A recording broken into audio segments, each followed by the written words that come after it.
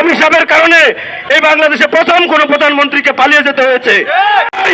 আমাদের যে শিক্ষিত যারা রয়েছে তাদেরকে আপনি ভাতা নয় চাকরি দিবেন, আর যারা বয়স্ক তাদের ভাতা অবশ্যই 11,000 টাকা করবেন, এখনই করবেন। আর যারা এখন সর্বশিক্ষিত তাদেরকে ব্যবসার ব্যবস্থা আপনি করে দিবেন। প্রতিবন্ধী মানুষরা এই দেশে বেশি আসে নাই। আমি একটা কথা বলতে চাই মাননীয় প্রধানমন্ত্রী, আমি বিশ্বাস করি 2019 সালে তৎকালীন প্রধানমন্ত্রীকে আমাদের সমস্ত কথা আমরা জানিয়েছিলাম, কিন্তু প্রধানমন্ত্রী কথা দিয়েছিলেন, কথার বাস্তবায়ন করে নাই।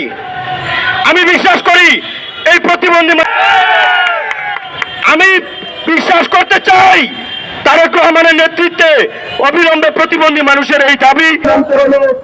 আপনারা জানেন, একটা পরিবারে যখন কোন মা বাচ্চা প্রসব করতে চায়, কোন মা যখন সন্তান সম্ভব হয়, সেই মাকে ভালো মন্দ খাওয়ানো হয়, পুষ্টিকর খাবারের মাধ্যমে বাচ্চা যাতে পৃথিবীতে ভালোভাবে আসে, অনাগত দিনের ভবিষ্যৎ হিসেবে এই বাচ্চাগুলো ওই বংশের প্রতীক হিসেবে আলো ছড়াতে পারে, সেই লক্ষ্যে মানুষ আনন্দে উৎফুল্লিত থাকে।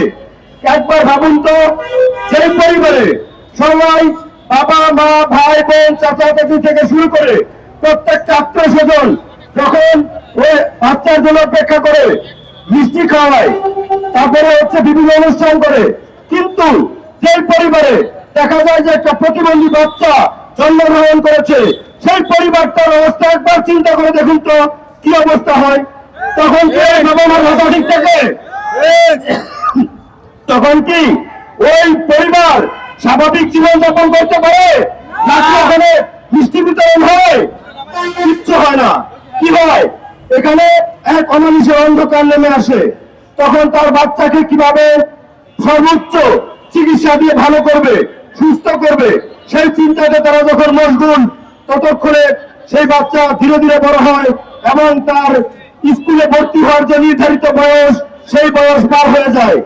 বাবা মার এই বিপদগ্রস্ত পরিবার যখন এই প্রতিবন্ধী বাচ্চা নিয়ে জানে না সেই বাচ্চা কি করবে, পড়াশোনা